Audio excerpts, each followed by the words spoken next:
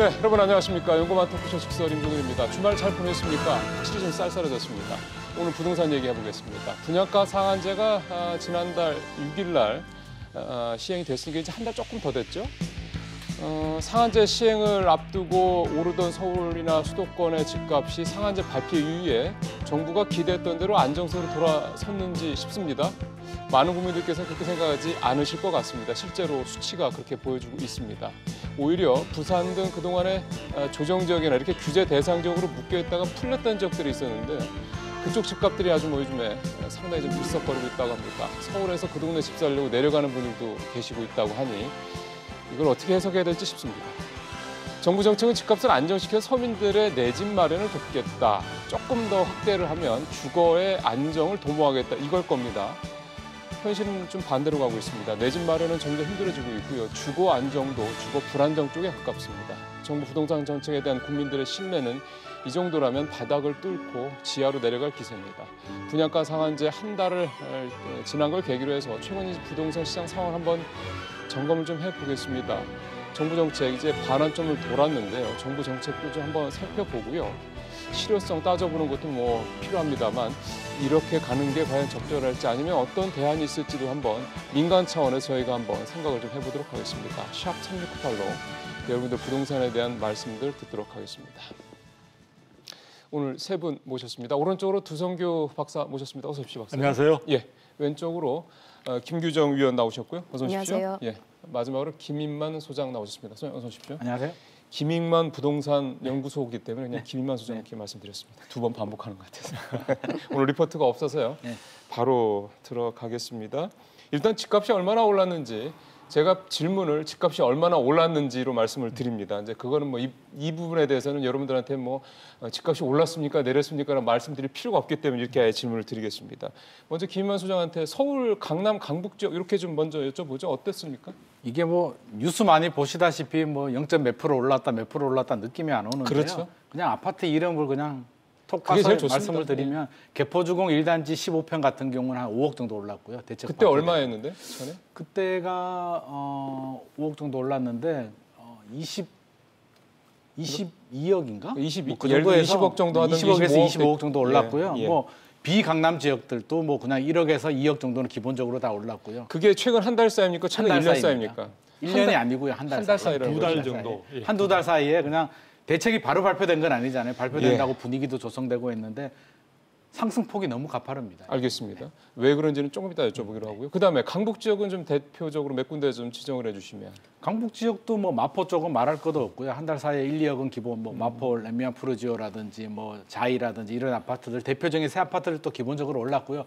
제가 우려스러운 점은 마용성의 새 아파트가 뭐 강남과 동조해서 오르는 거는 괜찮은데 그동안 별로 안 올랐던 구축 아파트들 뭐 신길 우성이라든지 네네. 이런 아파트들도 5천만 원씩 1억씩 이렇게 따라 올라간다는 게 지금 실소유자들이 굉장히 불안해하거든요. 한 달 동안 저한테 연락 오시는 분들이 투자를 많이 하시는 분들이 아니고 그동안 기다렸던 분, 문재인 정부를 기다렸던 분들이 더 이상 못 기다리겠다고 연락이 많이 오고 있습니다. 알겠습니다. 마용성이 강남을 따라가는 게 괜찮은 건 아닐 겁니다. 괜찮은 게 아니라 이제 그거는 우리가 이제 상식적으로 생각한다 이렇게 이해를 하겠습니다. 혹시라도 오해하시는 분이 계실지 몰라서. 예.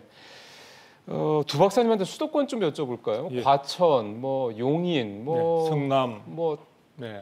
수도권도 불안한 표현이 좀 그렇습니다. 집값이 오른 데가 많다고 그러거든요. 서울의 집값의 어떤 분위기 자체가 이제 수도권에도 굉장히 확산되고 있는 조짐을 보여주고 있습니다. 우리가 과천 부분은 이미 뭐 이야기할 것도 없이요. 이미 청약시장을 중심으로 해서 오른 부분들에 있어서 기존에 이미 완성되어 있는 주택들의 가격의 상승폭들도 대단히 높은 폭으로 그래서 거의 지금 과천 같은 경우에는 광명과 함께 수도권에 서울을 포함한 수도권에 있어서 그 상승률 자체가 1위냐 2위냐 이것을 다투고 있을 정도로 굉장히 가파른 그런 상승세를 보여주고 있고요. 그런 부분들은 지금 안양을 거쳐서 수원 이런 쪽으로 해서 최근에 와서는 평택까지 내려가고 있다 이런 이야기들이 나오고 있습니다. 그러니까 기본적으로 수도권의 전반적인 어떤 상승세가 확산되고 있는 조짐들이 있고요.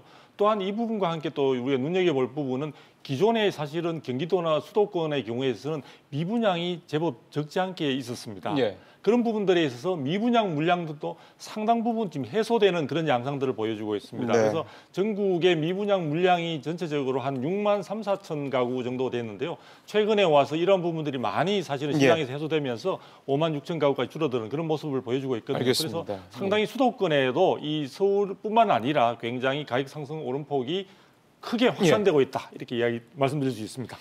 김규정 박사님한테는 지방 여쭤보겠습니다. 부산에 뭐 서울에서 집 사러 가는 사람들이 뭐 버스를 대절한다는 얘기가 뭐 이게 진짜인지 농담인지는 모르겠습니다. 나올 정도라고 해서 지방은 뭐 다는 뭐 굉장히 안 좋은 데도 많다는 얘기를 듣기 때문에 지방에서 좀 집값이 많이 오른 데들은 어디입니까?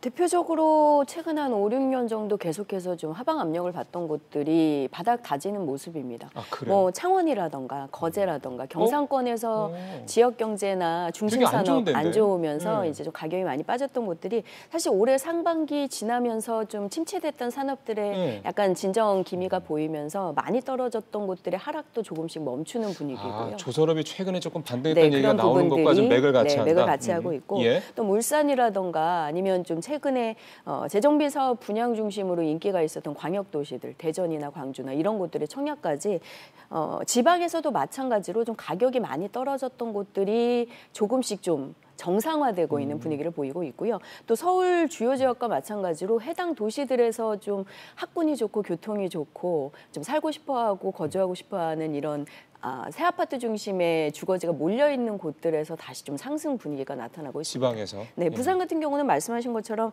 조정 지역 남아있던 세 곳이 모두 해제가 되면서 부산도 한 2년 정도 시장이 좋지가 않았었죠. 그래서 이제 어느 정도 하락한 것 같다라는 심리가 현장에서도 좀 형성이 되고 있고요.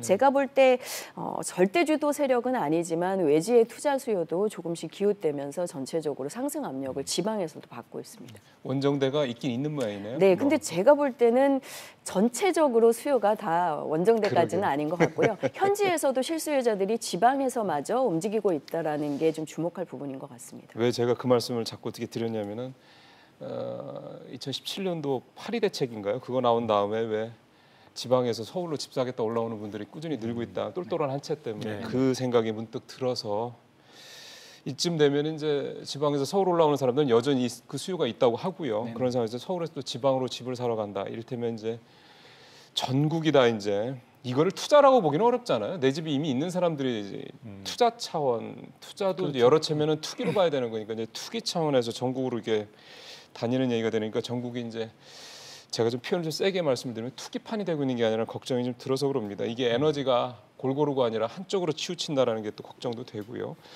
이제는 한번 이유를 여쭤봐야 될 것 같습니다. 아니 오를 수 있습니다. 오르는 건데 지금 아까 우리 김 소장님 말씀대로 불과 2달 새에 5억이 올랐다라는 거 이거는 좀 그러니까 상식적으로 조금 납득이 잘 안 돼서 이런 거에 대한 배경을 한번 짚어보죠. 이제 지금부터는 세 분한테 전체적으로 다 이거에 대한 부분을 뭐 서울, 수도권, 지방을 다 합해서 여쭤보겠습니다.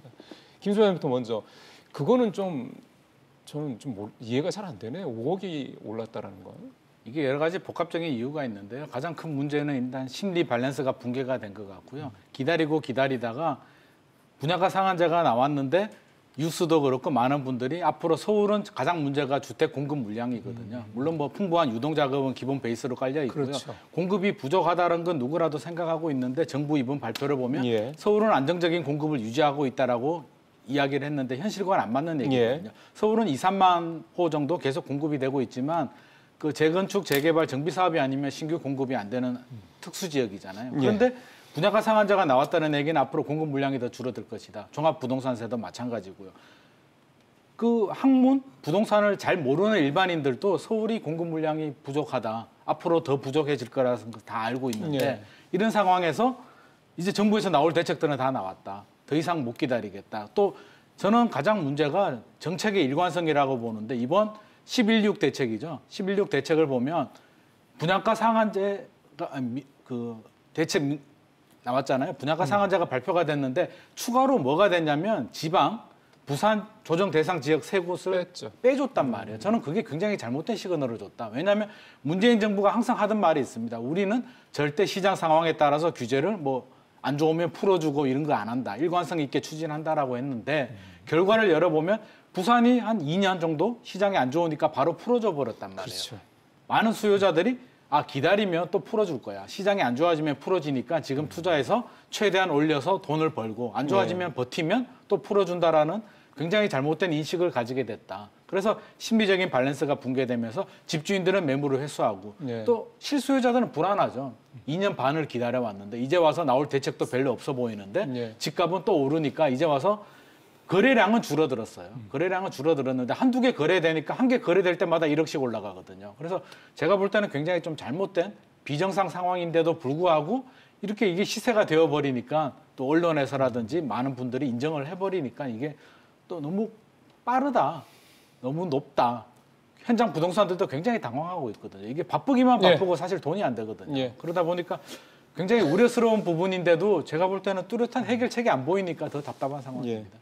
저는 아까 처음에 막 말씀을 더듬으시기에 굉장히 흥분하신가 싶었습니다. 차분하게 말씀하셔서 다행입니다. 근데 말씀 나온 게 한 가지만 더 여쭤볼게요. 추가로 왜 그렇게 했다고 보세요? 11.6 대책에서.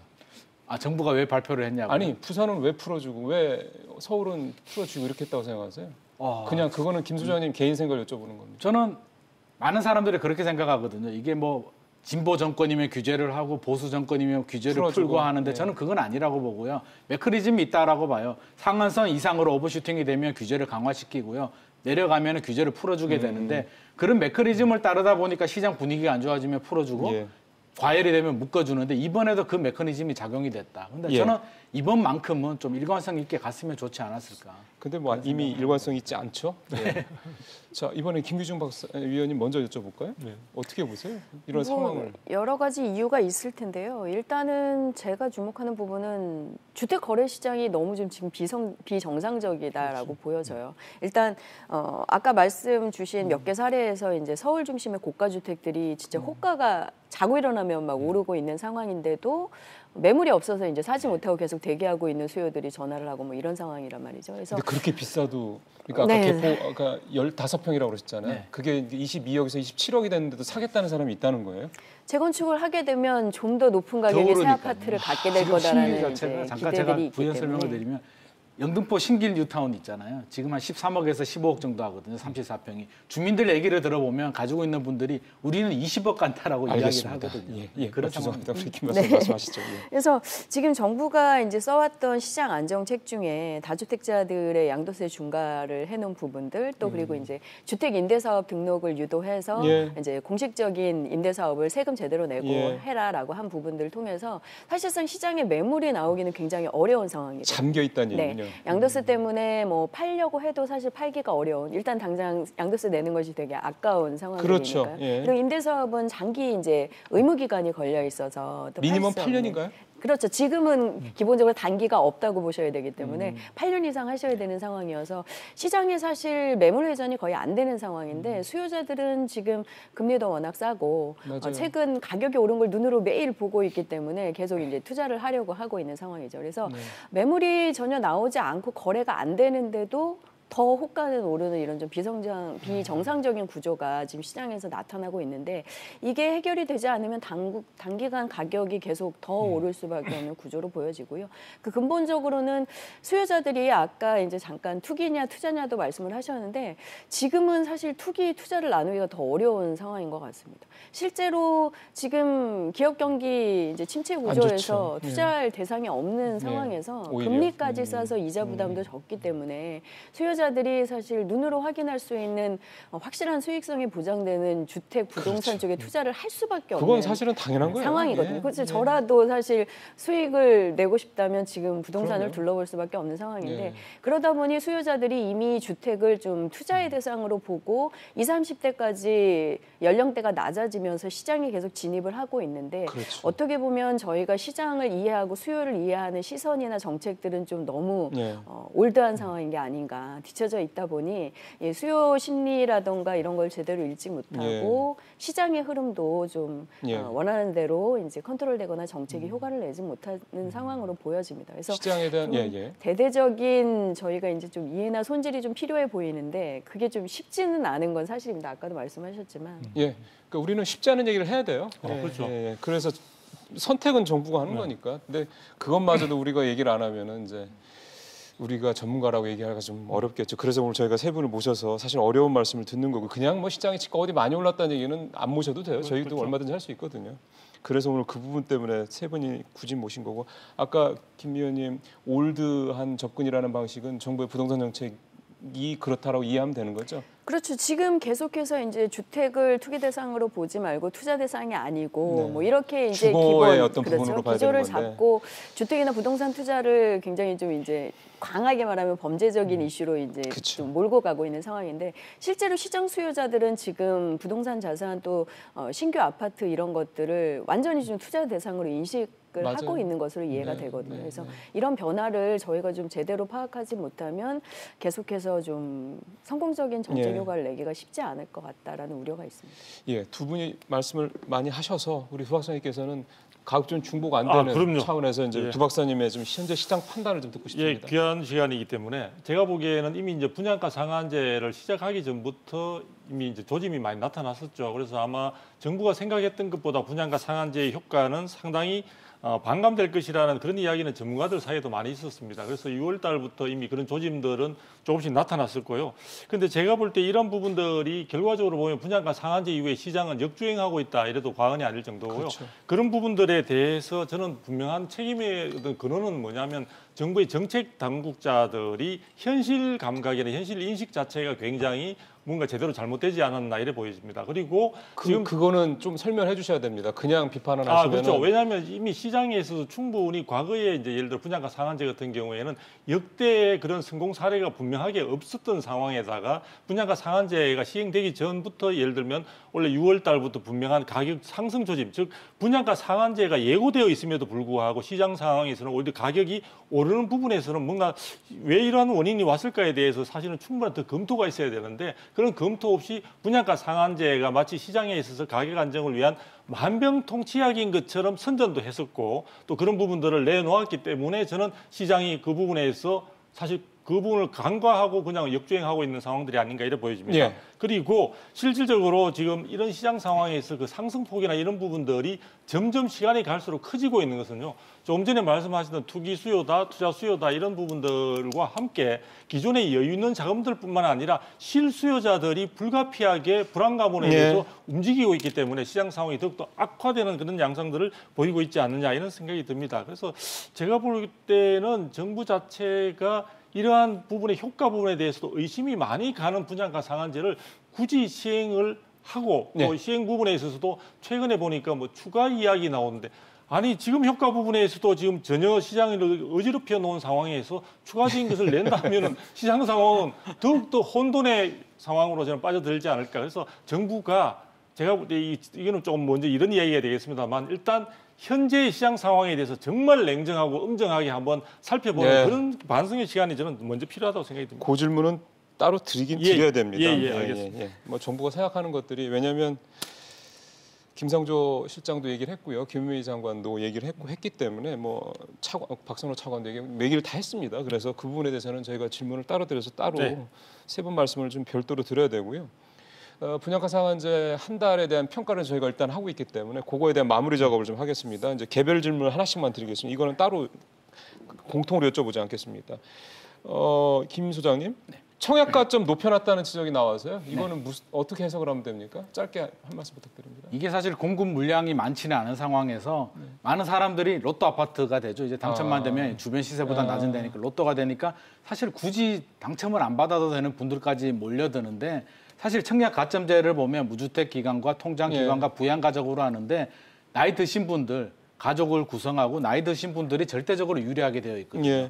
청년층이나 신혼부부들은 아무리 노력을 해도 높은 점수를 받을 수는 없습니다. 무주택 기간이 만 30세부터 인정이 되는데 맞아요. 절대적인 기준이잖아요. 그러다 보니까 젊은 분들은 아무리 노력해도 40점, 50점 넘기기가 굉장히 힘든데 이미 많은 수요자들이 몰리면서 결국에는 40대들, 50대들, 무주택자들이 좋은 걸 가져가게 되고 청년들은 또 이게 쳐다보는 닥쳤던 게 뭐 쳐다보는 꼴이 돼버리거든요. 정부는 청년이나 신혼부부들을 위해서 기회를 많이 공급해주겠다라고 하지만 결과적으로는 오히려 반대 현상이 생기면서 현재 청약제도에서는 그렇죠. 그래서 청년들은 기존 집은 당연히 못 사겠고 예. 청약도 당첨 가능성이 너무 없으니까 지금 어쩔 줄을 몰라 하는 그런 상황입니다. 그래서 이게 진짜 총체적인 문제 아닌가? 아까 뭐 투자, 아니, 뭐 그래도 투기 이야기를 했지만 이게 저 40대 50대 집 살려고 20, 30년 기다리시던 분들 좋은 집 뭐 돈도 있고 네, 모아놓은 그렇죠. 분들 집 좋은 집 사시는 걸 가지고 뭐 뭐라고 하긴 좀 괜찮습니다. 뭐라 한다기보다는 이게 시장 흐름에 따라서 필요한 사람들은 해야 되는데 네. 최근에 제가 연락을 받은 게 이제 그 기자분이에요. 저하고 친한 기자분인데 지금까지 집이 필요 없어서 그냥 이게 시프트 아파트에 사시는 분인데 네. 가점 점수가 높아요. 그러다 보니까 이번에 신반포 르엘 아파트 있었잖아요. 자기 거기 해보겠다는 거예요. 당첨만 되면 거기 그냥 매적의 얼마인데요? 차익을 분양가가? 분양가가 상당히 높죠. 우리가 상상하는 이상 25평 20억을 넘으니까요. 근데 그런데도 거기를 당첨만 그분이- 되면 아 그래요? 주변 시세보다 낮으니까 5억 정도 차익을 얻으니까. 거기 들어갈 돈을 만들 능력이 된다고 보시나 보죠? 물론 떨어졌죠. 떨어지긴 떨어졌는데 아니 필요 없는 분들까지 그렇게 무슨 가수요로 말씀인지 들어간다는 게 이게 진짜 예. 필요한 분들이 기회를 못 잡는 게 큰 문제인 것 같습니다. 청약제도 얘기는 종합적으로 다시 여쭤보겠습니다. 네. 어차피 정부 대책에 대한 여러 가지 진단을 해봐야 되니까 김규정 의원님한테는 이 얘기를 해죠. 젊은 사람들 아까 20, 30대 말씀도 하셨기 때문에 대출 규제가 지금 여전히 시퍼렇게 살아 있잖아요. 20, 30대들이 뭔 돈 있다고 지금 점수도 안 될 텐데 이렇게 비싼 아파트를 이렇게 덜컥 사거나 또는 분양은 아마 아닐 거고 기존 집을 사는 것 같아요. 이렇게 이거는 그냥 자기들이 번 돈 가지고는 안 되는 거 아닌가 싶은데. 네, 뭐 대출이 어렵기는 한데 사실 늘어난 대출 비중, 그러니까 자산 대비 대출 비중이나 이런 걸 보면 최근에 이제 금융권 통계로는 30, 40대가 현저히 네, 좀 더 많이 그렇다고 늘어나고 그러죠. 있고요. 훨씬 이제 낮은 연령대까지 집을 조금이라도 빨리 사야 자산 형성에 도움이 된다라는 이런 생각들을 가지고 뛰어들고 있고 예. 좀 더 어린 세대들은 사실은 이제 뭐 증여라든가 이런 것들을 통해서 가계 내에서 분산 투자를 하는 경우들이 실제로 좀 많이 예. 늘어나고 있는 상황입니다. 그래서 뭐 얼마 전에 저희가 이제 좀 약간 편법적으로 세금을 줄이는 방식의 증여라든가 이런 것들을 정부가 이제 현장 검증하고 이런 것도 다룬 적이 있는데 실제로 그런 이슈들까지 좀 굉장히 사례가 많아지면서 젊은 세대들도 조금이라도 빨리 좀 좋은 지역, 위치, 인프라 갖춘 지역에 새 아파트, 신축 아파트를 이제 가지고 자산 형성을 시작해야 유리하다 뭐 이런 생각을 가지고 뛰어들고 그러니까 뒤로 있는 가면 상황이죠. 갈수록 불안한 감을 그렇죠. 느끼는 점점 거군요. 이제 좀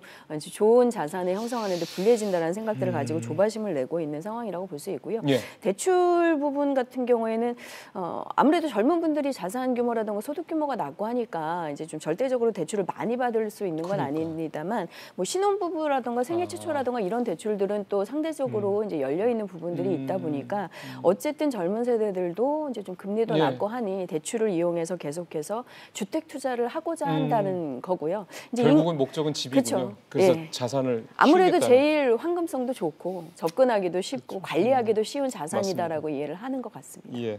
지금 두 분 말씀을 들어보니까 젊은 청년 세대는 젊은 층한테는 대출이나 이런 것들은 굉장히 인프라가 좋은데 결국 공급이 별로 없는 그런 상황이 되는 거군요. 알겠습니다. 우리 두 박사님한테 이거 여쭤보죠. 분양가 상한제 위헌 얘기가 뭐 건설업계들 중심으로 해서 나온다고 그러는데 네네. 이게 뭐 위헌 판정을 받을 가능성이 있는 얘기입니까? 먼저 제가 볼 때 이제 분양가 상한제 위헌 논란이 되고 있는 부분의 가장 근본적인 원인은 이제 가격 부분에 대해서 당사자 그게 그 소유하고 있는 분들의 어떤 자유를 갖다가 박탈하거나 제한하는 그런 부분들이 있는 것 같고요. 일단 이제 분양가 상한제 부분과 관련해 가지고 이게 여러 가지 소급 적용 문제라든지 미실현 이익에 대한 어떤 과세 문제라든지 여러 가지 논란이 있는데 지금 질문하신 그 위헌에 대한 판정 가능성이 나올 수 있느냐 하는 부분은 섣불리 예단하기는 힘듭니다만 예전에 비추어 본다면 쉽지는 저는 않을 것으로 보고 있습니다. 그러니까 위헌으로 판정날 가능성은 높지 않다. 그죠. 법리적인 부분에 있어서 충분한 설득력이 있긴 하지만 지금 그 부분에 있어서는 헌법재판소에 뭐 여러 가지 구성하고 있는 그분들의 성향이라든지 이런 부분들 그리고 이런 부분들이 만일에 위헌의 판단이 나왔을 경우에 미치는 또 사회적인 여러 가지 파장이나 이런 것을 감안할 때 쉽지 않을 것으로 보여지지만 당사자들의 경우에 있어서는 그럼에도 불구하고 분명한 이런 부분들에 대해서 정부의 어떤 여러 가지 법 제정을 통해서나 시행 규칙 등의 개정을 통해서 분명하게 시장에 있어서의 위헌적 요소가 강한 부분들에 대해서는 충분히 그런 부분들에 대해서 어떤 사회적으로 이슈화시키는 그런 측면의 효과도 있기 때문에 위헌 부분에 대한 것들을 공론화시키고 그 부분과 관련해서 위헌 심판을 아마 제청하는 그런 움직임들이 지금 있는 것 같습니다. 그러니까 이게 분양가를 인위적으로 틀어막는 것 자체가 헌법에 보장된 사유재산권 행사에 침해다. 예. 알겠습니다. 뭐 건설업자들 입장에서 봤을 때는 사실 아파트를 계속 지어야지 먹고 사는데 그 아파트를 계속 지을 수 있는 여지가 좁아진다고 그러면 뭐 당연히 얼마든지 그런 거에 대한 생각을 갖고 추진을 할 수도 있겠다라는 생각도 좀 물론 듭니다. 쭉 분양가 상한제 시행 한 달여를 평가를 좀 해봤습니다. 결론은 집값은 무지하게 많이 올랐다. 비이성적으로 오를 정도다라는 말씀까지 해주셨고요. 하나만 여기서 더 요거 관련해서 하나만 마지막에 여쭤볼 거는 뭐 더 나올 것 같다고 그래서요.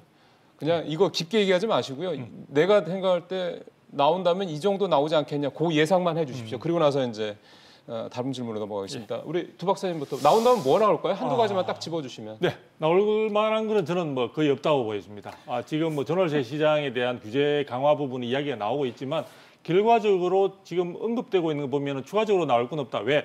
분양가 상한제를 김현미 장관이 마지막 퍼즐이라고 이야기했던 그런 언급을 통해서 볼 때 그건 없고 있다면은 기존에 있는 규제 부분들을 갖다 더욱더 강화해서 시장에 많은 어떤 분들에게 통증을 강화하는 쪽의 어떤 그런 규제 강화 이런 쪽들이 핵심적인 내용으로 새 물건인 것처럼 포장해서 나오지 않을까. 그래서 제가 볼 때는 추가적으로 나올 만한 거 아무리 모양새를 바꾸더라도 별로 없을 것이다. 저는 이렇게 보고 있습니다. 김 의원님은 뭐 나올 것 같으세요? 네, 말씀하신 것처럼 전혀 새로운 게 나오긴 쉽지 않을 것 같고요. 여전히 이제 다주택자와 재건축을 좀 핀셋형으로 규제하는 내용들이 계속 좀 강화되지 않을까 싶습니다. 어쨌든 재건축 연한 강화라든가 이런 걸 통해서 어쨌든 일시적으로라도 재건축을 조금 속도를 늦춰서 가격 상승을 조금 막아내는 이런 작업도 계속될 수 있겠고요.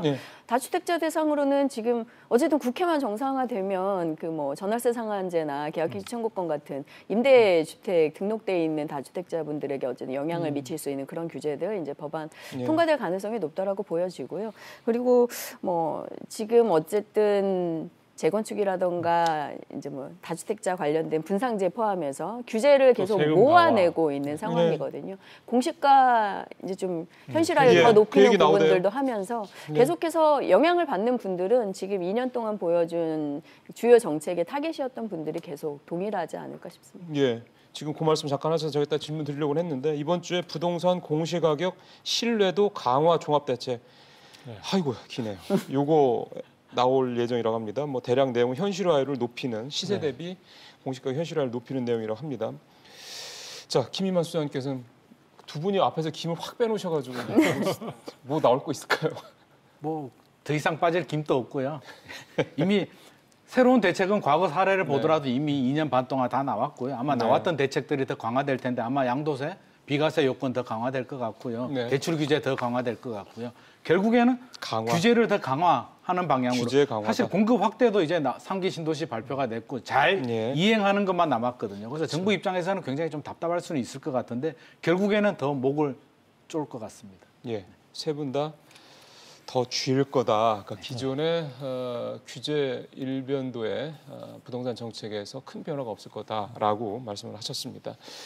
그러면 이제 문재인 정부 2년 반 조금 더 됐죠. 이제 11월 초였으니까 반환점 돌았습니다. 예, 반환점 돌았으니까 그거를 기점으로 해서 지난 2년 반간의 부동산 정책을 한번 평가를 한번 잠깐 해보고 그래서 여기서 우리가 한번 대책에 대한 이렇게 가야 되지 않겠냐에 대한 아이디어를 한번 세 분의 아이디어를 끄집어내야지 좀 시청자분들께서도 갑자기 뭐 이런저런 아이디어 나오면은 왜 저런 얘기가 나오는지 좀 이해하시는데 조금 어려우실 것 같아서요. 2017년 5월에 문재인 정부가 출범하고 6월 19일 날 6.19 대책이 나왔습니다. 그렇죠. 조정 대상 지역들 조정하는 게 있었고 규제 대출 규제 대폭 강화 내용이 있었고요. 그다음에 가장 대표적인 건 파리 대책이라고 봐야 되겠고요.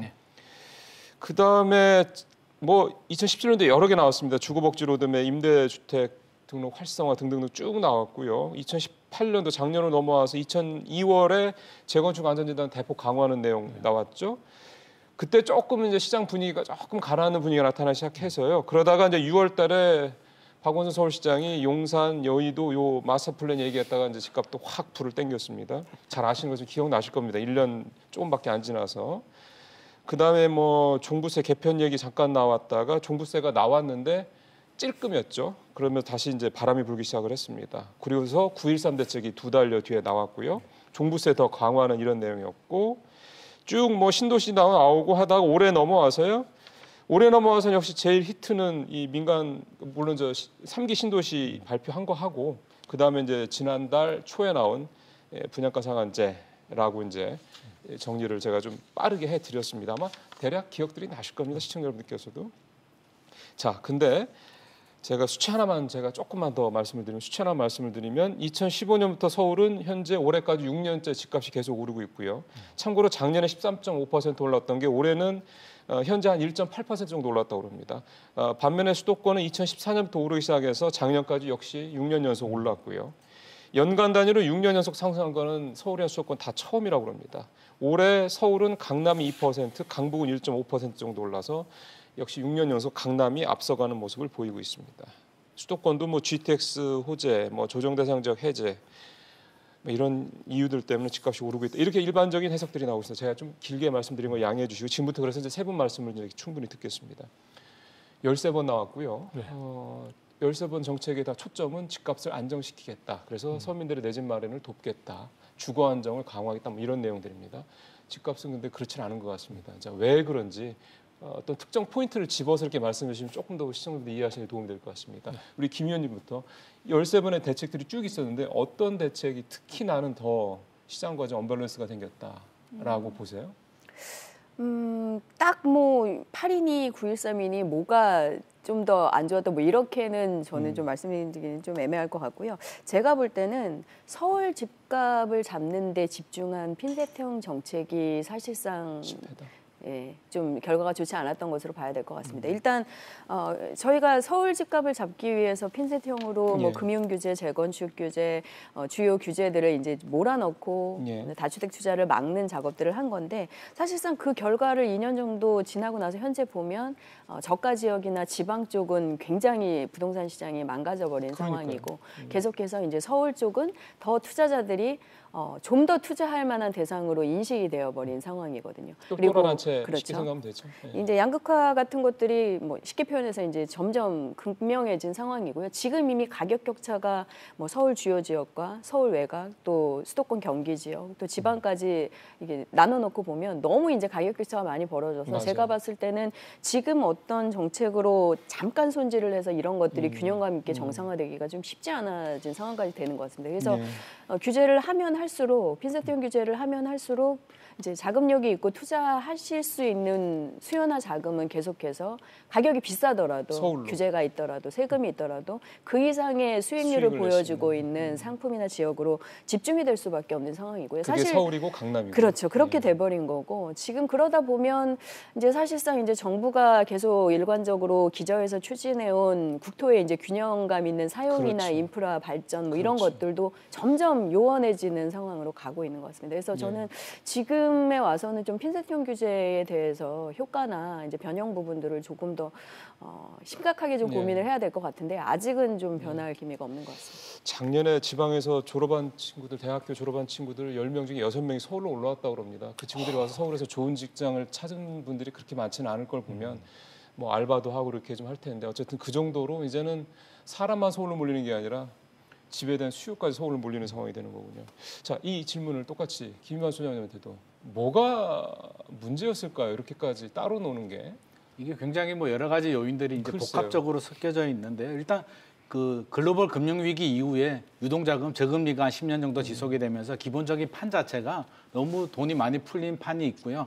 그 돈이 갈 데가 없는데 부동산으로 몰린 부분이 있고 그거를 정부가 몰랐을 리 없잖아요. 몰랄 리는 없죠. 몰랐을 리는 없는데 정부 입장에서는 계속 과거 패턴, 아까 올드한 우리 위원님께서 올드한 정책이라고 표현하셨는데 계속 기존의 정책을 지금 반복해서 쓰고 있는데 달라지는 게 뭐냐면 일단 우리 아파트 시장만 보자면 우리 전세 제도가 있잖아요. 전세 제도가 사실은 무이자 대출과 같은 개념이잖아요. 그렇죠. 그래서 내가 대출을 안 받아도 전세 끼고 집을 사면 집값의 50% 정도만 투자하면 쉽게 투자를 할 수 있는데 갭 투자 말씀하시는 그렇죠. 거구나. 땅이나 네. 뭐 건물 같은 경우는 대출이 안 나오면 못 하는데 아파트는 할 수 있단 말이에요. 그래서 기본적인 구조 자체가 이렇게 판이 다르고 또 돈이 갈 데 없는 상황에서 사람들은 유리한 대로 해석을 하는 왜곡인지를 하는데 정부에서 규제를 나오니까 똘똘한 채를 가져야겠다. 우리나라 요즘 그 경제 상황이 굉장히 안 좋잖아요. 네. 그러다 보니까 일본을 보니까 그래도 도쿄는 살아남더라. 서울은 살아남지 않겠느냐. 또 하나는 우리 애들이 서울 가는데 안 되면 그냥 집 하나 있으면 우리 애가 살아도 되잖아. 여러 가지 서울 선호 사상이 결합이 되면서 이런 이상한 현상, 서울 집중 현상이 생겼다고 보고요. 예. 정부는 이런 거를 좀 간과한 것 같아요. 그냥 규제만 하면 집값이 안정된다라고 생각을 하는데 사실 규제만 해서 집값이 안정된 사례는 없었거든요. 노무현 정부 때 5년 동안 규제를 했지만 사실 규제 때문에 집값이 안정된 건 아니고요. 글로벌 금융위기가 오고 여러 가지 상황 때문에 집값이 잠시나마 안정이 된 부분이거든요. 과거 정권을 보면 저는 제일 부동산을 잘 잡았다는 대통령이 저는 노태우 대통령 시절에는 규제도 많이 했지만 1기 신도시 200만 호 건설 계획이 나왔는데 그때는 이제 시장 상황은 다르죠. 군부 정권 시절이니까 단기간에 그냥 주택 공급을 많이 쏟아부었단 말이에요. 그래서 한 8년 정도 주택 시장이 굉장히 안정이 됐는데 저는 결국에는 공급밖에 없다. 그러면 그 말씀을 하셔서 그런 역대 얘기를 하셨기 때문에 2008년인가부터 2014년 초반까지인가 2015년 초반까지 그때 집값이 서울에 한 30% 떨어졌었잖아요. 네네. 금융위기가 예를 들면 금융위기는 2008년이니까 네.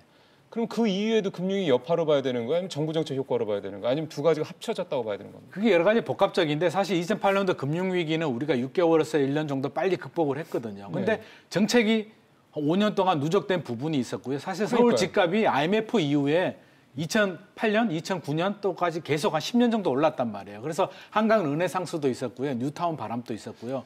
어떻게 보면 인기 지역들은 10년 정도 상승했기 때문에 꺾일 때가 왔고요. 그러니까 정부 정책 효과가 있었다고 볼 수 있는 거 아니냐는 거죠. 근데 이제 심리적으로 너무 많이 올랐다. 꺾일 때가 됐을 때 그동안 누적된 정책들, 뭐 종부세라든지 양도세라든지 이런 게 맞물리면서 맞물렸다. 사실은 2012년도, 2011년도, 12년도에 서울 집값이 굉장히 많이 떨어졌거든요. 그래서 박근혜 정부 때 규제를 또 풀어주게 맞아요. 되는데 예, 사실은 이런 그렇죠. 사실은 그때 규제를 또 그렇게 안 풀어줬으면 또 어떻게 될지는 모르겠지만 그때 시장 상황은 그랬고요. 또 일관성 얘기가 나올 수 있군요. 그렇죠. 그래서 결국엔 일관성 없는 정책, 공급 정책도 3기 신도시는 사실 서울이 집이 필요한 사람들한테는 이게 느낌이 안 오잖아. 이게 언제 공급될지도 모르겠고 경기도에 안 그래도 집이 많은데 과연 저게 서울 집값을 잡을까에 대한 우려, 여러 가지 복합적인 요인인 것 같습니다. 서울의 정치, 경제, 사회부나 온갖 것들이 다 이렇게 몰려 있는 어떤 그런 부분에 따른 서울 선호 현상. 이거 사실 뭐 어제 오늘 얘기할 수백 년 된 얘기긴 한데 이 여파도 상당히 좀 또 크다고 볼 수 그렇죠. 있죠. 근본적인 좀 헤아려서 좀 예. 제대로 해야 되는데 단순히 규제만 해서 빨리 때려잡으려고 하니까 오히려 부작용만 더 커지는 것 같습니다. 예. 자 이번에는 우리 예. 두 박사님 저는 저 분석을 좀 듣죠. 예, 조금 뭐 비슷한 이야기 부분은 생략하고 저도 뭐 비슷한 또 동일한 생각을 하고 있는데요. 예. 저는 이제 다른 측면에서 한번 접근을 해보고자 합니다. 뭐냐면은 이제 정부가 이번에 이제 문재인 정부가 출범할 때 아무래도 우리 촛불 혁명, 촛불 시위 등으로 해서 집권한 그런 부분들에 대해서 사실은 집권하고 이제 출범하자마자 굉장히 자신감이 넘쳤던 것 같아요. 그 자신감 자체가 부동산 시장에 대해서도 하나의 전쟁 선포를 하는 상당히 자신감이 넘치기 때문에 시장 자체도 충분히 어떤 규제를 통해서 만만하게 어느 정도 컨트롤을 할 수 있다고 예. 생각을 한 것 같고요. 그러다 보니까 부동산 시장을 갖다가 한번 역대 정부들이 제대로 컨트롤하지 못한 부분들을 자신감 있게 뭔가 서민들에게 유도 또 호응을 갖다 이끌어낼 수 있는 부분이기 때문에 그런 부분들을 하기 위해서 제가 볼 때는 개념을 좀 정립을 이상하게 설정하고 들어갔던 것 같습니다. 뭐냐면은 수요와 공급과 그다음에 가격 부분을 가지고 우리 시장이 구성된다고 보면 일단 수요 부분을 먼저 공격 타겟으로 삼고 그 부분에 있어 투기 수요가 집중적으로 재건축에 많이 몰려들고 있다는 예. 가정을 상당히 앞에 내세우면서 저는 규제를 시작을 했던 점이 뭔가 처음부터 이제 어떻게 보면은 정책 자체에 있어서의 또 실패로 가는 첫 단계가 아니었나 이렇게 보여지고요. 그 부분에서 왜 문제가 생겼냐면 재건축이라는 게 결국 도심지에서 공급을 할 수 있는 유일한 수단이라고 볼 수 있는데 재개발과 함께 예. 그 부분들을 아예 투기의 수단으로 이야기를 갖다 먼저 설정을 했기 때문에 상당 부분 그쪽에 대한 활성화를 갖다가 아예 막아놔 버리는 상황이 됐죠. 예. 그리고 그 부분들의 의혹이 넘치면서 특히 또 세금과 관련해서 양도소득세를 강화를 했는데 중과 강화를 했는데 다주택자에 대해서 예. 그 부분도 많은 사람들의 퇴로를 갖다 이미 또 막아버리는 그런 상황들로 온 거죠. 그래서 굉장히 그런 부분들이 전반적으로 수요 부분을 갖다가 계속해서 누르는 정책을 펴오다가 그 부분에서 또 예치 않고 이제 한쪽에서 공급에 대한 이야기가 나오니까 공급을 풀어주는 쪽으로 확대하는 쪽으로 이야기를 했지만 그게 우리 3기 신도시 아직까지도 논란이 많습니다. 설왕설래하고 있지만 3기 신도시가 과연 서울을 비롯한 수도권에 있어서 수요 공급 부분에 대한 부족을 충분히 만족시켜줄 만한 대안이냐에 대해서는 저는 상당히 많은 또 논란의 여지가 있고 또 검증이 필요한 부분이라고 생각합니다. 그래서 공급 부분도 예의치 않은 상태에서 마지막으로 시장에 있어서 이제는 수요 부분도 마지막 통제가 제대로 안 되고 공급 부분도 예의치 않은 상황에 여론을 조금 의식해서인지 아예 가격 부분을 그대로 직접적으로 통제하는 마지막 수단으로서 저는 분상제의 민간택지 확대 적용을 들고 나온 것이 아닌가 이래 보여지는데요. 이것으로 인해서 결과적으로는 제가 볼 때는 정부 자체가 처음 출발부터 잘못되었고 그다음에 보고 싶은 것만 보고 믿고 싶은 것만 믿는 그러한 논리의 바탕 위에서 사실은 부동산 정책이라는 상당히 복잡하고도 사람들의 심리가 개여 있는 이 부분들을 너무나 단순하게 생각하고 무리하게 싸움을 건 전쟁을 선포한 그것에 지금 후유증이 지금 그대로 확연하게 나타나고 있다. 저는 그렇게 분석하고 싶습니다. 예. 세 분 말씀을 한번 시청자들께서 다 공감이 가시는 내용으로 충분히 이해하셨을 거라고 생각이 듭니다. 뭐 몇 가지 좀 요약을 해보면 양도세 중과 임대사업자 이게 이제 매물을 잠기는 어떤 그런 어떻게 보면 그렇죠. 이제 정책의 취지와 달라진 부작용이 있었던 거고요. 청약제도는 세대 간의 갈등을 사실 또 좀 만들어내고 있습니다. 그다음에 시장에서 원하는 니즈, 즉 수요는 분명히 서울의 직주 근접이죠. 사실 그건 어떻게 보면 당연한 사람의 심리입니다. 그 부분을 좀 자꾸 정부가 이제 공급 얘기는 충분하다고 얘기를 하는데 그게 이제 시장과 좀 이렇게 좀 괴리가 좀 있는 부분인 것 같고 또 규제 대출 규제를 강화하는 건 좋은데 이게 전세는 또 좀 놔두다 보니까 갭 투자를 또 이렇게 좀 자극한 그런 상황도 발생했고 정부의 어떤 정책 취지가 틀렸다라는 게 아니라 그게 시장에서 어떤 식으로 부작용으로 나타나 어떤 식으로 역작용으로 나타나는 부분에 대한 부분들이 있는데 지난 13번의 정부의 부동산 정책은 좋은 취지에도 불구하고 그 취지를 살리지 못하는 역작용에 대한 대비가 굉장히 불충분했던 뭔가 부족했던 그런 부분이라고 좀 봐야 할 것 같습니다. 심지어는 그러다 보니까 이제 경실련 같은 이런 시민단체에서까지 지난 2년간 서울의 전국의 땅값이 2,000조 원이 올랐다라고 해서 관련 공무원들 직무유기로 고발을 했고요. 그렇게 얘기하니까 국토부는 아니다 1,000조 원만 올랐다 공개 토론하자 얘기를 하고 있습니다. 국민 입장에서 때는 2,000조든 1,000조 원이든 다 비현실적입니다. 그만큼 집값이 많이 올랐다라는 걸로 귀결이 되는 건데 지금 뭐 하자는 건지 잘 모르겠고요. 자꾸 본질과 벗어난 부분들에 대해서 좀 문제들이 좀 되고 있는 것 같습니다. 정부도 그렇고 시민단체도 그렇고요. 그러면 이제 여기서 저희가 찾아봐야 될 부분들은 뭐 저희가 세 분 전문가분 모신 이유가 뭐 딴 거 있겠습니까? 이제 이 부분을 어떻게 해결했으면 좋겠느냐라고 얘기를 해야 되는 건데 흔한 말로 이제 공급을 늘리면 되는 거 아니냐. 근데 사실 정부가 또 공급을 늘린다는 게 만만치 않을 거예요. 그런 부분들에 대해서 조금 그런 부분도 현실적인 부분도 감안해서 여러분들이 보셨을 때는 어떻게 하면 서울의 집값을 잡는다는 차원은 좀 아닌 것 같습니다. 좀 안정을 시키는 적어도 지금보다 집값이 더 오르지는 않을 수 있는 방법은 뭐냐 이런 부분 쪽에 조금 더 천착을 해서 세 분의 좀 아이디어를 말씀을 해주시면 좋을 것 같아요. 저희는 뭐 아이디어를 제공하는 대안을 제시하는 거니까 취사 여부는 뭐 정부에서 알아서 하는 문제고요. 김만 소장부터 좀 어떻게 하면은 이 여러 가지 문제들을 좀 이렇게 좀 그러니까 중장기적으로도 좋고요. 풀어갈 수 있을까요? 저는 좀 긴 호흡을 좀 가졌으면 좋겠다는 생각을 정책 하고요. 자체를? 사실 지금 뭐 대책을 13번 발표했다라고 하지만 작은 뭐 불필요한 대책들까지 합하면 20번이 넘을 수도 있고요. 근데 사실 저희들도 기억을 잘 못하거든요. 저희들도 잘 기억을 못하는 이렇게 많은 정책들이 과연 시장 수요자들한테 얼마나 먹혔을까? 시장 수요자들은 8.2 대책, 뭐 9.13 대책, 이번에 뭐 분양가 상한제 이 정도만 기억할 거란 말이에요. 그래서 너무 많은 정책들을 물론 그 취지나 마음 열정은 이해를 하지만 너무 성급하게 쏟아부은 것 같고요. 집값을 잡겠다 너무 쉽게 생각을 했죠. 이게 우리 40년 동안 이게 사실 40년, 50년 골마 터진 이 부동산 문제를 이게 2년 반 만에 잡겠다는 게 굉장히 오만한 발상, 이게 말도 안 되는 발상이라고 저는 생각을 하고요. 지금부터 패러다임을 바꿔서 당장 집값, 내 임기 동안의 집값을 잡겠다는 것이 아니라 10년, 20년 정도 텀을 바라보고 우리 다음 세대를 위해서 장기적으로 진짜 주택 문제에 대해서는 제대로 한번 기틀을 마련해 보겠다라는 저는 마음가짐을 가져야 된다고 봅니다. 그래서 저는 첫째도 공급, 둘째도 공급, 셋째도 공급인데요. 서울은 당장을 보면 뭐 주택 공급할 땅이 없다, 뭐 재건축 재개발이 아니면 땅이 없다라고 하는데 좀 발상의 전환을 해보면 충분히 땅을 저는 만들 수 있다라고 보거든요. 집도 그냥 분양이 아니고 공공 임대 아파트를 저는 개인적으로 좀 많이 공급을 해줬으면 하는 바람인데. 공공 임대를요? 네.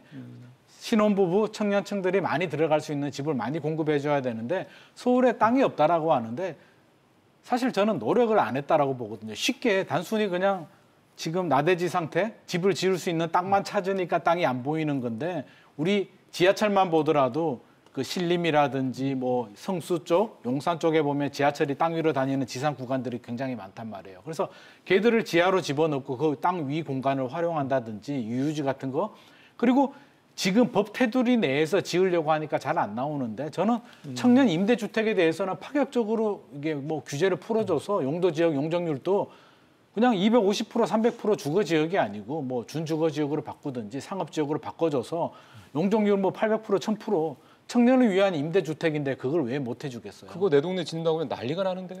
근데 분명히 반발은 있죠. 예. 절대 반발이 없는 정책은 없는데 우리 청년들을 위해서 설득을 해야 되고 지금 당장 지어야 되는 건 아니잖아요. 그래서 어떤 식으로든 우리 젊은 세대들이 마음 놓고 거주할 수 있는 문제를 해결을 해줘야 저는 출산율 문제, 우리 아버지들의 은퇴 후에 노후 문제, 여러 가지 모든 문제들이 해결된다라고 보거든요. 그래서 이 문제는 문재인 정부 2년 남은 임기 2년 반 동안에 해결될 문제는 아니고 그러니까요. 다음 정권, 다다음 정권까지 해서 좀 기틀을 마련할 필요는 있겠다. 물론 그럼 지방은 우리는 왜 안 해주냐 뭐 이런 반발이 있을 수는 있는데 인구 변화라든지 여러 가지 고려해서 저는 어떤 식으로든 규제는 너무 많고요. 진짜 필요한 규제 몇 개만 두고 규제보다는 공급 확대, 집 필요한 사람들 얼마든지 가져가라는 정책이 앞으로 10년, 20년 동안 계속 진행되어야 되지 않나 그렇게 생각합니다. 그러니까 주거를 안정시키기 위해서 정부가 공공 임대주택을 좀 대폭 그렇죠. 이렇게 공급하는 방식으로 수단과 방법을 안 가리고 공급이라는 거죠. 그것도 그러면 제일- 이제 지역은 서울 중심이겠군요. 아무래도 서울이 지금 문제가 되니까 예. 정비 사업도 저는 풀어줘야 된다라고 보고요. 알겠습니다. 양도세 강화가 있으니까 양도세로 환수를 하면 되니까 그러니까 정비사업 풀어준다는 얘기는 강남 재건축 풀어주자는 말씀이신 거죠? 풀어주는 대신에 양도세를 강화하든지 다른 방법으로 초과이익을 환수를 할 수 있는 방법은 있단 말이에요.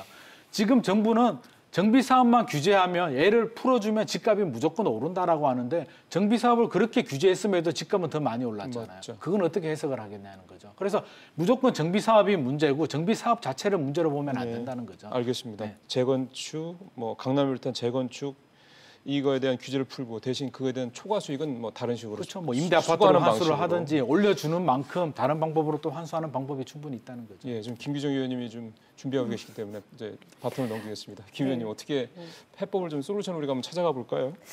근데 제가 볼 때는 아까도 잠깐 말씀하셨지만 단기적으로 저희가 어떤 조치나 이제 좀 또 반작용이 생긴 것들을 걷어들인다라고 해서 해결되기는 좀 쉽지 않아서 맞아요. 저희가 어떤 조치를 취해도 단기간은 이 변동성이나 이런 것들이 계속 좀 불가피하다. 심각할 걸로 보여집니다. 근데 그거를 뛰어넘어서 장기적으로 간다고 하면 결국에는 저희가 부동산 정책을 쓰면서 주시해서 봐야 될 게 시장이고 그 중에서도 이제 수요 시장이라고 그럼요. 예, 보여지는데 최근의 정책들은 이런 수요 시장의 변화나 수요자 자체의 이 객체의 변화 같은 거에 대해서 좀 무심했던 게 아닌가 싶습니다. 실제로 금융위기 이후에 이제 지나보니 결국엔 부동산 투자가 상당히 이제 좀 안정적인 자산이었다고 인식한 이제 중장년 계층 또 금융위기를 하락을 경험해보지 못한 젊은 세대들이 부동산 투자나 자산 투자에 굉장히 이제 좀 몰두하고 있는 이런 상황인데 지금 글로벌 전체적으로 저성장 상황이 계속 좀 우려되는 상황에서는 사실 이런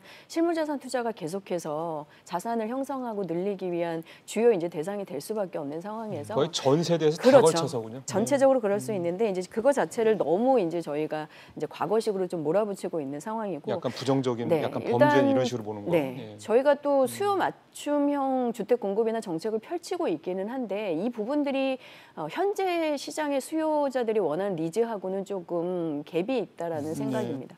사실 젊은 수요자 포함해서 새 주택에 살고 싶어하는 교체 수요 중장년들까지 포함해서 원하는 수준의 주택의 규모라던가 네. 단지의 이런 인프라 시설이라던가 이런 그레이드가 예전에 비해서는 굉장히 높아졌다라고 보여지는데 예. 사실 수요자들이 투자와 거주 둘 다를 원하는 공급하는 주택의 이런 수준 같은 것들을 맞춰줄 수 있는 것들이 각 도시, 대도심의 핵심적인 신축 아파트 정도인데 그 공급이 사실상 제가 볼 때는 좀 부족하다라는 입장입니다.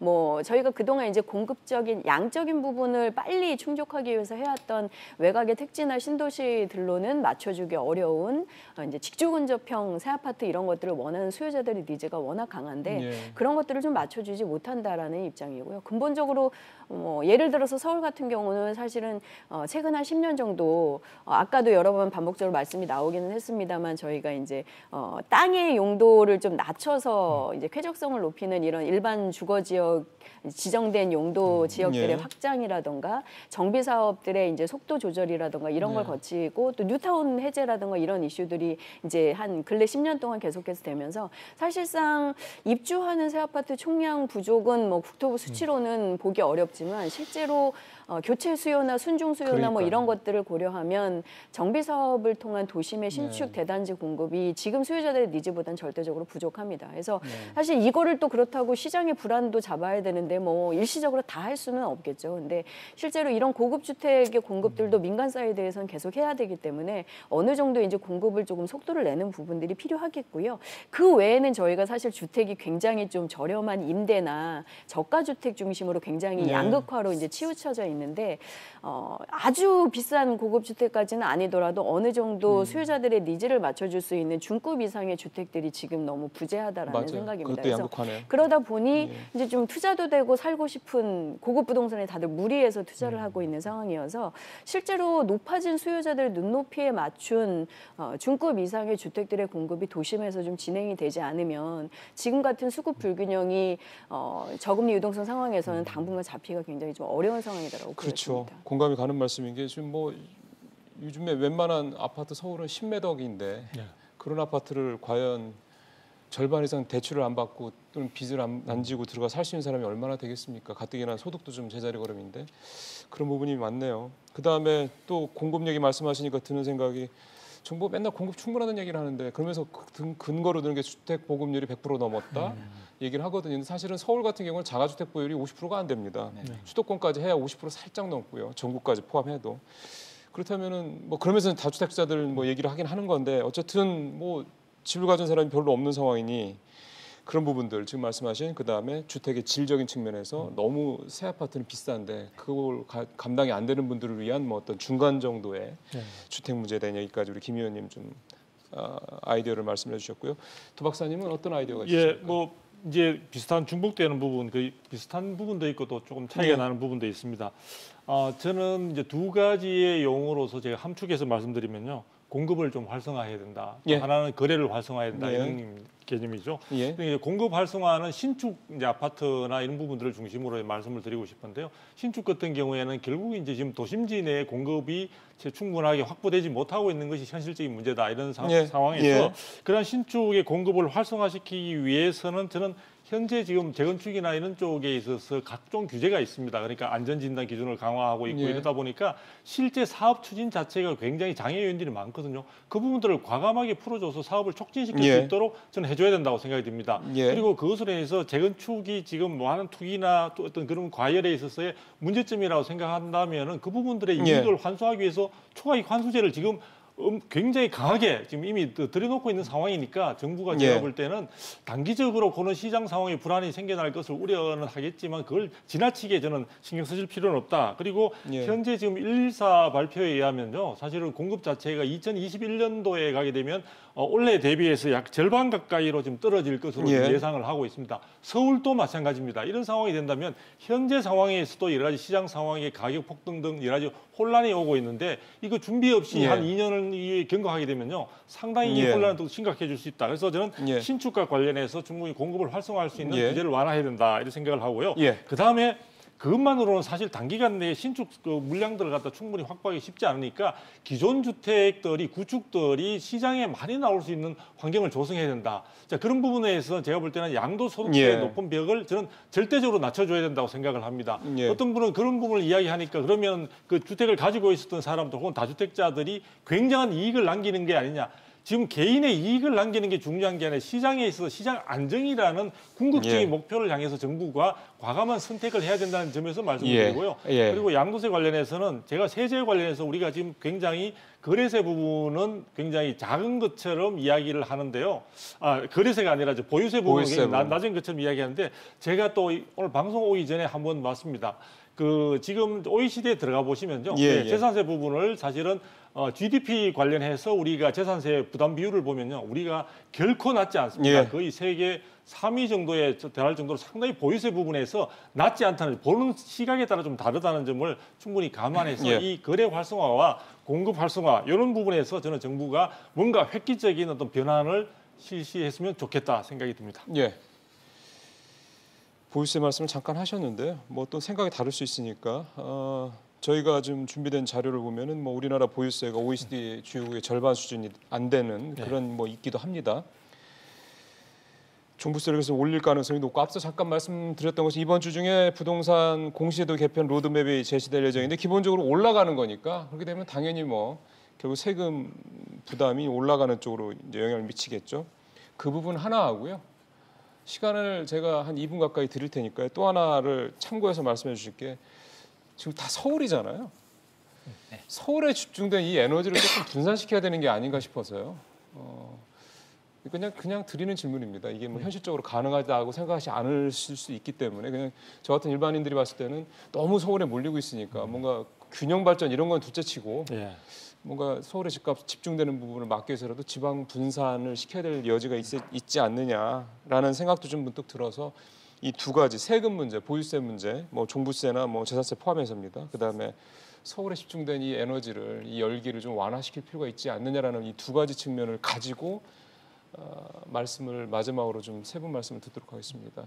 김 의원님 먼저 가능하시겠어요? 먼저 해주실래요? 네, 뭐 종부세 이슈는 사실 아까도 말씀하신 것처럼 또 분석하는 예. 관점이나 조건에 따라서는 이견이 있을 수 있는 거여서 제가 말씀드리고 싶은 거는 최근에 이제 종부세 고지서 받아드신 분들이 일시적으로 또 많이 올랐죠. 예, 세금 부담 때문에 걱정들도 하시고 정부가 의도했던 것처럼 사실 이 종부세 강화 이슈가 이제 주택을 좀 처분하기를 유도하는 정책 중에 하나였었잖아요. 그래서 그런 식으로 조금 진행이 되지 않느냐의 기대가 또 있기는 했는데 실제 시장에서는 잠깐 고민을 하시다가 또 이제 이슈는 이미 또 시장에 묻혀버린 상황입니다. 집값이 종부세 매덕이 그 정도 올랐는데요. 내더라도 집값이 훨씬 더 많이 맞아요. 오르니 투자 수익성이 훨씬 더 좋다라는 그러니까요. 생각들이기 때문에 별로 이제 고심 물론 이제 점점 늘어날 거에 대한 뭐 어떻게 대비할까 전략은 세우시지만 주택 투자가 여전히 그런 거에도 예. 불구하고 이제 계속 충분히. 좀 대표적인 상품으로 되고 있다라는 것이고 예. 그런 것들이 사실은 이제 계속해서 이 종부세나 이런 것들을 부분 살짝 규제책으로 수요 억제책으로 쓰는 것들이 좀 한계가 있지 않나라는 찔끔시기 방식이. 판단입니다. 그래서 예. 세제는 세제대로 또 주택 공급과 수급 관리는 또 그거대로 조금 이제 좀 다시 검토를 해야 되는 상황이 아닌가 싶고요. 사실 이제 지방 부동산 같은 경우는 사실은 건설 투자나 이제 인프라 부분들이 서울 수도권에 비해서는 굉장히 좀 취약합니다. 예. 정부가 재정을 투입 안 한 건 아닙니다. 뭐 생활 SOC라던가 아직 좀 속도가 떨어지긴 하지만 도심 정비라던가 이런 거 계속 예. 투자는 하고 있고 실제로 2017년부터 이번 정부에서도 재정 투자 인프라 확대는 계속 해나가고 있는 상황입니다. 네. 내년에도 22.9조가 예, 투자하고 있습니다. 우회적으로 보면 사실 건설 부양을 하고 있는 거라고도 볼 수 있는 지점인데 그 효과가 굉장히 제가 볼 때는 잘 모르겠습니다. 어떤 부분에 저희가 인프라 투자를 해서 지방의 부동산이나 주거 환경이나 예. 이런 것들이 나아지고 있는 것인지 잘 보여지지가 않기 때문에 어차피 저희가 세금으로 모은 돈을 투자해서 이제 각 지역의 균형 발전을 하는 거기 때문에 실제로 어떤 사업에 어떻게 돈을 쓸 건가에 대해서 좀 더 고심이 필요한 게 아닌가 싶습니다. 예. 그 부분이 그래도 각 주요 지방 대도시들에서 제대로 예. 진행이 돼야 주거 환경도 좋아져서 사실 그분들이 뭐 주거 질이나 이런 투자를 그럼요. 위해서 외지로 안 빠져나가시는 그럼요. 거겠죠. 네. 그래서 지방 도시들의 예. 좀 실제로 효율성 있는 재정 투자, 인프라 예. 개발 같은 것들이 좀 더 진행이 돼야 되고요. 최근 예. 안정대책에서도 계속해서 서울 맞아요. 중심의 광역 인프라 사업들이 발표가 되고 있기 때문에 예, 예. 소외감을 잡는 것들이 좀 우선 과제로 지적이 예. 됩니다. 사람이 올라오지 덜 올라오게 해야지 뭘 하죠. 예.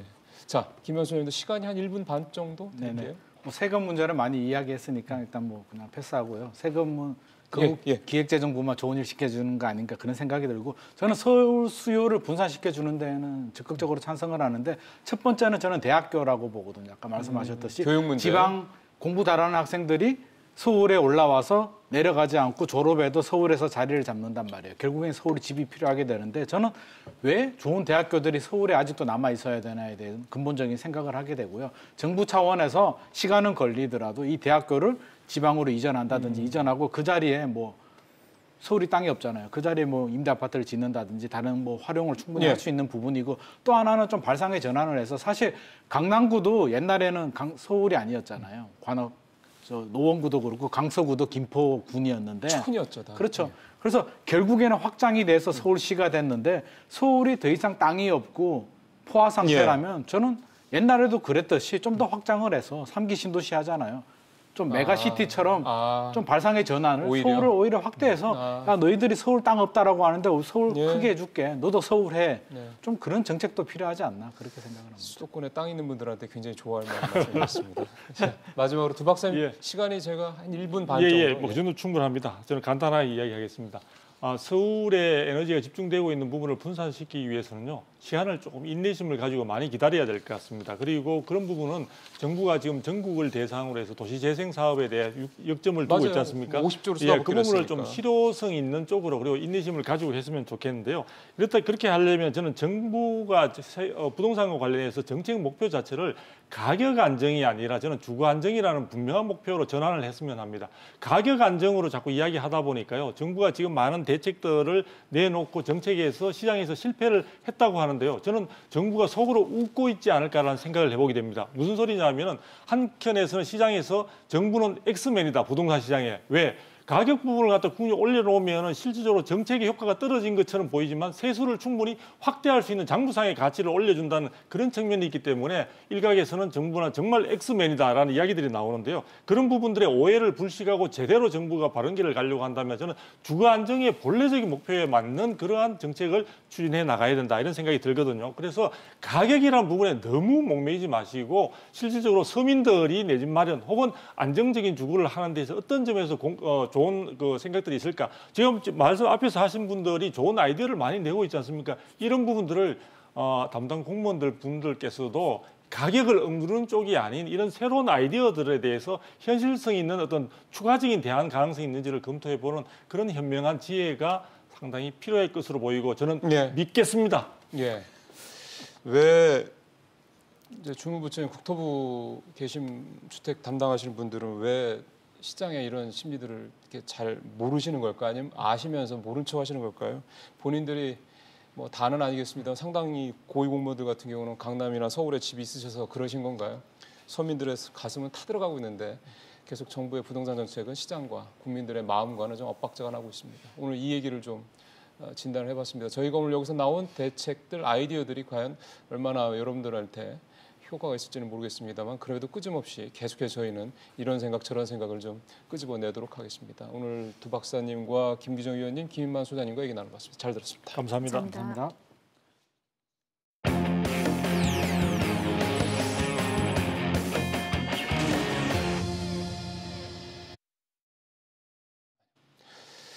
예, 오늘 오후에 국회 본회의가 예정이 되어 있습니다. 아직까지는 한국당을 제외한 여야 협의체 4+1이라고 보통 얘기하죠. 패스트트랙 법안을 일괄 상정하겠다고 밝히고 있습니다. 별 변화가 아직까지는 없습니다. 이 얘기를 중심으로 해서 잠시 후에 최순애 평론가와 함께 이슈 따라잡기 이어가겠습니다. 여야 4+1 협의체가 본회의에 일괄 상정하겠다고 밝힌 법안은 내년도 예산안과 선거법, 검찰개혁법, 유치원 3법 등입니다. 513조 5천억 원 규모의 예산안은 1조 원 정도 감액하는 선에서 합의가 이뤄진 걸로 전해졌습니다. 하지만 어제까지 마무리 짓겠다고 예고했던 선거제 단일한 합의는 불발됐습니다. 지역구와 비례대표 의석을 250대 50석으로 하는 데는 공감을 이뤘지만 정당 지지율과 의석수의 연동률을 어느 정도로 할지 이견이 좁혀지지 않았기 때문인데 본회의 전까진 충분히 합의할 수 있다는 분위기입니다. 계속 논의 중이고요. 내일 또 협상을 계속해 나가기로 했습니다. 한국당은 예산안 야합이다. 기재부 공무원들을 고발하겠다며 강하게 반발했습니다. 담당 과장까지 하나하나 끈끈이 직권남용 권리행사 방해죄와 정치관여죄로 고발할 것임을 천명합니다. 이대로라면 정면 충돌이 불가피한 상황. 막판 변수는 본회의 직전 열리는 한국당 원내대표 경선 결과입니다. 한국당 새 원내대표가 패스트트랙 전국에 대한 타협안을 제시할 가능성이 있다는 건데 오늘과 내일 이틀이 20대 국회를 지배했던 패스트트랙 국면의 변곡점이 될 걸로 보입니다. 예, 월요일, 금요일은 최순애 시사평론가 모시고 얘기 나눠보겠습니다. 어서 오십시오. 예, 지금 이제 4+1 협의체 얘기, 오늘 그다음에 예산안 얘기 이렇게 이제 본회의 얘기를 할 건데 잠깐만 지금 한국당 원내대표 선거 진행 중이라고? 네, 예, 혹시 뭐 나온 거 있어요? 1차 투표는 했는데 이제 과반을 넘는 후보가 없어서 아마 결선 투표를 하는 것 같아요. 그래서 그러면 그 나온 사람들이 다 결선으로 넘어가는 겁니까? 1등하고 2등인데 공교롭게도 심재철 후보가 39표를 제일 많이 나왔고 1위가 심재철 예, 후보. 김선동 후보랑 누구지? 강석호 후보가 28표로 동수고 예, 그다음에 유기준 후보가 10표, 뭐 무효표 하나 이렇게 나왔다는 거예요. 그러니까 아마 지금 28표가 2명이니까 3명이 아마 결선 투표에 들어가지 않을까 싶네요. 알겠습니다. 요거는 저희가 뭐 중간에 저희 이슈따라 끝나기 전이라도 혹시 나오면 속보를 처리를 해드리든지 약간 중간 상황을 말씀해 드리도록 할게요. 자, 최 평론가님 다시 네. 이제 국회 얘기로 좀 넘어가야 되겠습니다.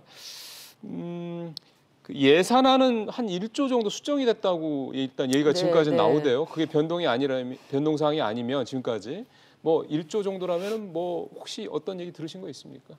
아니 근데 사실 원래 한국당 나경원 원내대표가 예산안 이제 심의 들어가기 전에 500조를 넘지 않겠다라고 얘기를 한 바가 있어요. 그럼 13조가 넘는 게 축소한다는 그렇죠. 얘기인가요? 예, 그럴 예정이었는데 지금 예산 결산위원회 과정이 저도 조금 약간 명확하게 파악이 안 되는 게 사실은 예산 소위는 진행이 됐어요. 그리고 소위 진행 다음에 이제 보통 소위를 통해서 감액을 하고 나서 증액을 하는 단계에서는 사실은 이게 우리가 비판하는 그 소소위를 통해서 이제 증액을 하거든요. 소소위는 보통 이제 교섭단체 3당 간사들이 다 들어가서 합의하에 좀 사실 일정 정도 나눠 먹는 것도 있고 특히 내년 이제 총선이 있기 때문에 이제 어쨌든 한국당도 비판을 하면서도 지역구 예산을 확보하기 위해서 이 정도는 할 거라고 예상을 했었는데 아직까지 안 하는 거죠? 소위는 3번 열렸어요. 형식적으로는 28, 29, 30 열렸는데 지금 오늘과 같은 얘기가 나오는 거 보면 실제 소소위를 했음에도 불구하고 진행된 게 없다라고 결론 지을 수밖에 없는 거 아니냐. 그거는 한국당이 참여를 안 했다는 얘기예요? 그러니까 간사로서 참여를 했는데 서로 이제 디베이트만 하다가 합의를 못한 거죠. 주고받기를 못했다고 할 수밖에 없는 거죠. 그러니 전체적으로 증액이 안 되니까 4+1 협의체를 통해서 그러면 그냥 1조 정도 삭감하는 것 정도로 합의를 한 게 아닌가 싶네요. 근데 물론 이 합의에도 한국당은 이제 참여를 안 했기 때문에 지금 김재현 예결산 위원장이 저렇게 이제 항의를 하고 참여하는 공무원들한테도 이제 비판을 하는 거죠. 그 얘기 여쭤보려고 그랬던 거예요. 이 예산결산위원회는 진짜 한국당 김재현 의원이 위원장이에요. 근데 지금 말씀하신 대로 김 위원장이 기재부 공무원들을 형사고발하겠다 얘기를 했고 그러니까 홍남기 부총리가 내 새끼들 챙겨야 되니까 걱정하지 마, 위축되지 마, 내가 책임질 거야 이렇게 또 맞대응을 했고 바로 이 국민들 입장에서 봤을 때 이게 도대체 뭔 소린가 싶으실 겁니다. 어떻게 된 건지 좀 설명을 좀 해주시죠. 일단 형식적으로는 11월 30일까지 이게 합의가 안 되면 본회의에 자동 부의하게 돼 있어요. 그러니까 이제 예결산위원회는 이제 그걸로 이제 업무가 자동 중지되는 거죠. 아, 올라가니까 부의된 거니까. 예, 부의가 된 거니까 이제 심의를 이제 못 하는 거잖아요. 그리고 나름대로 이제 합법적인 그 심의 시간을 줬는데도 합의를 이제 도출을 못 했으니까 더더군다나 이제 더 이상 이 예산위원회를 통해서는 결과물이 진행되지 않겠다라고 그렇게 되는 거죠. 그리고 아까 말씀드렸다시피 소소위까지 3차례 했는데 어찌하여 아무 결론이 없느냐라고 얘기를 하면 회의는 했지만 여야 간의 어떤 정쟁 때문에 합의를 못했다라고밖에 볼 수 없는 거 아니겠어요? 그리고 어쨌든 부의가 됐으니까 그러면 이제 사실은 국회는 정부에서 올라온 예산을 사실 심사하는 게 본연의 임무인데 어쨌든 주어진 시간이 짧든 어쨌든지 간에 결과를 못 냈으니 본회의에 자동 올라갔고 사실 정부 예산을 어떻게 쓰는지를 국회의 역할인데 그거를 어쨌든 간에 이 예산위원회라는 게 아닌 또 다른 정치 협의체를 만들어서 심사를 나름대로 했는데 거기서 일조 정도 삭감한다는 거니까 어쨌든 부실했다. 제대로 들여다보지 못했다. 이런 비난을 받게 되는 거죠. 거기다 한국당은 참여를 못한도 문제고. 그러면은 뭐 김 위원장이 형사고발한다는 거는 법적으로는 별로 근거가 없는 얘기 아니에요? 그러니까 이제 뭐 어차피 율사 출신이라 세세하게 들여다보면 뭐 조금이라도 적용할 수는 있겠으나 어떻든 형식지적으로는 또 이렇게 크게 무리가 없어 보이는 알겠습니다. 그런 측면도 좀 있어요. 예.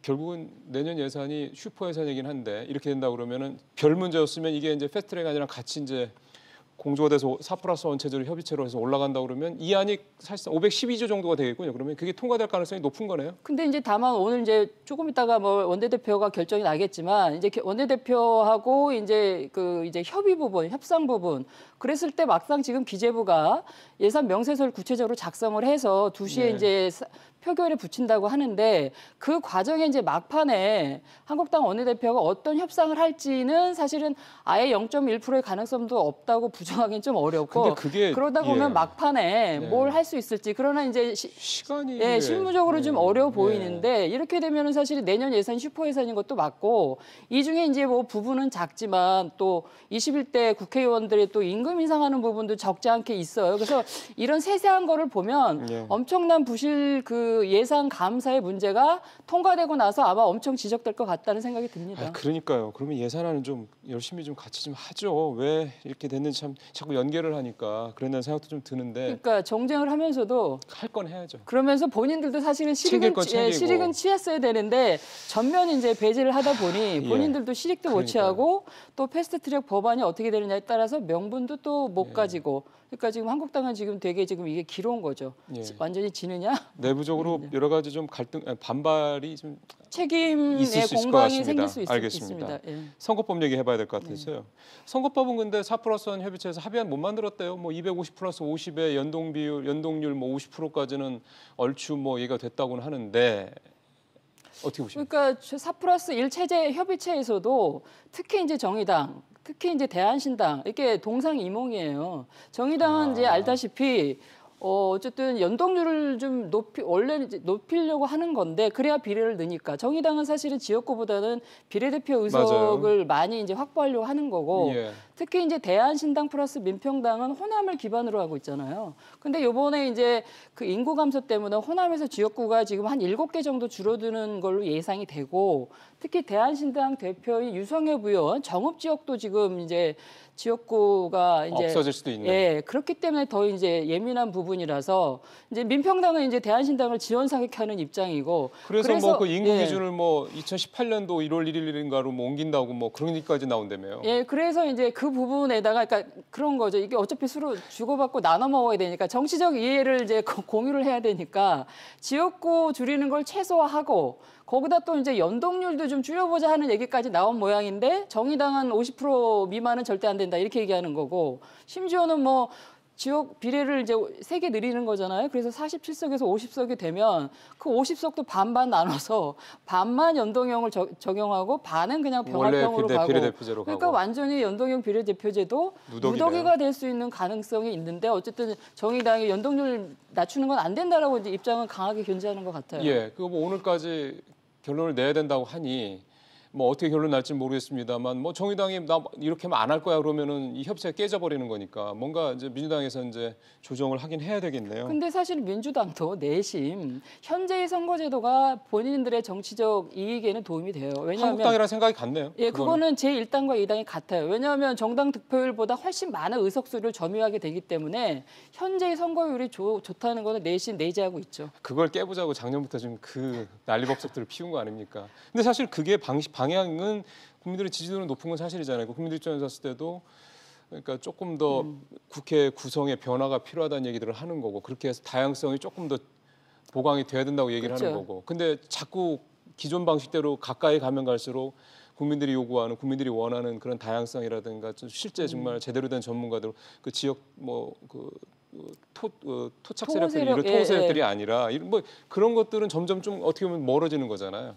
그러니까 지금 연동률도 원래는 이제 완전 연동형이 아니라 50%로 줄인 것도 그러니까. 사실 한국의 정치 상황에 맞는 나름대로 어떤 좋게 표현하면 창발적인 아이디어예요. 근데 더 낮추면 사실 그 의미가 훼손되지 않을까. 맞아요. 이거를 뭐 해석하기를 그래도 연동형이 시작되는 출발로 봐야 될지. 근데 저는 출발로 보기에는 너무나 지금 이해관계가 주고받는 게 그래서 본래 의미가 퇴색되는 거 아니냐 이런 생각이 좀 듭니다.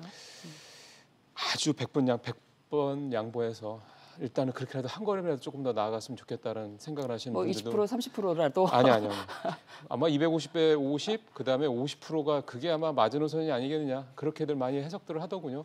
뭐 제 생각이 중요한 건 아니니까요. 자, 다음 얘기 가보죠. 이제 한국당 말씀하신 대로 우리가 이제 중간 얘기까지 했습니다.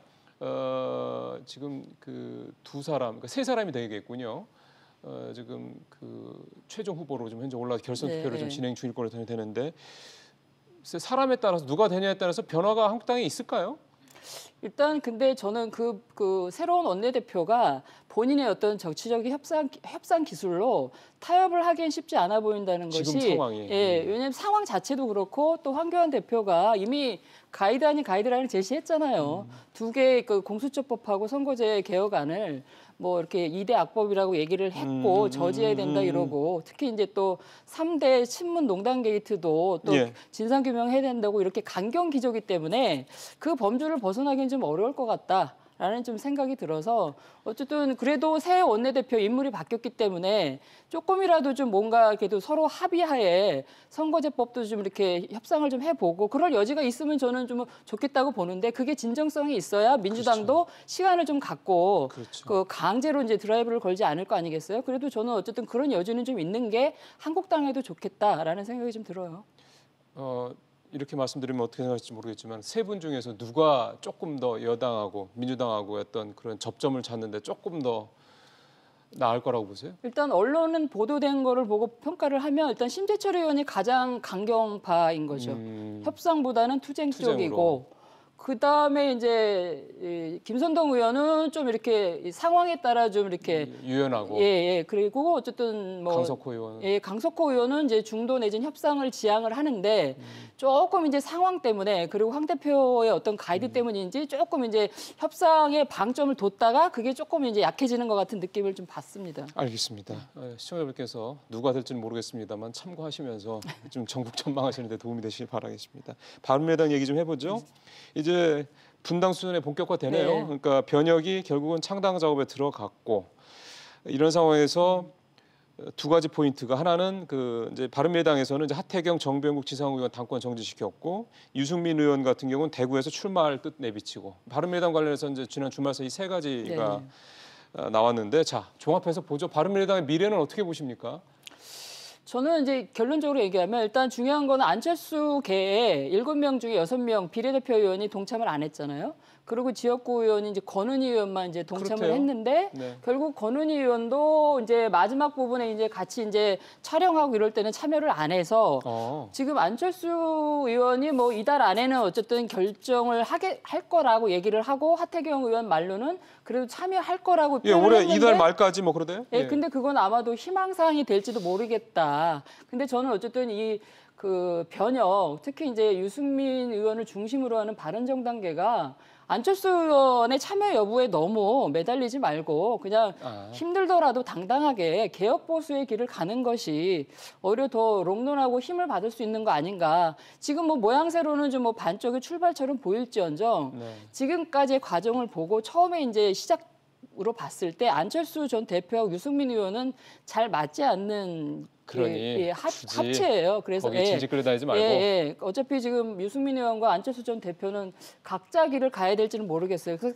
각자 길을 열심히 가다가 어느 순간에 또 만나서 같이 가야 될 상황이 생길지는 모르지만 지금 인위적으로 자꾸 뭔가 같이 가려고 하는 거는 국민들이 볼 때는 자꾸 이제 희망을 좀 작게 만들고 기대치를 떨어뜨린다. 그러니까 지금 안철수 전 대표의 그 행보에 연연하지 말고 의연하게 그 개혁 보수의 길을 가는 것이, 그리고 여기서 더 중요한 거는 한국당 사실 지금까지는 저는 개인적으로 볼 때 시간을 소비한 거나 다름없다고 보는데 본연의 개혁 보수의 색깔을 내는 것에 선명성을 좀 주는 게 맞겠다.